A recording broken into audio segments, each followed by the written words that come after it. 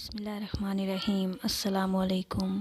Be B C Urdu کو دیے گئے خصوصی انٹرویو میں عمران خان نے کہا ہے کہ وہ جیل جانے کو تیار ہیں اور حکومت کے موجودہ اقدامات اسٹیبلشمنٹ کی حمایت کے بغیر ممکن نہیں۔ عمران خان کے الزامات کو رد کرتے ہوئے متعلقہ حکام کا کہنا ہے کہ ایسے تمام الزامات بے بنیاد اور فضول ہیں۔ حقیقت یہ ہے کہ جو سیاسی رہنما سب کے لیے قانون کی حکمرانی کا پرچار کر رہا ہے وہ خود قانون کی کھلم کھلا خلاف ورزی کر رہا ہے اور عدالت میں پیشی سے بچنے کے لیے تشدد کو ہوا دے رہا ہے۔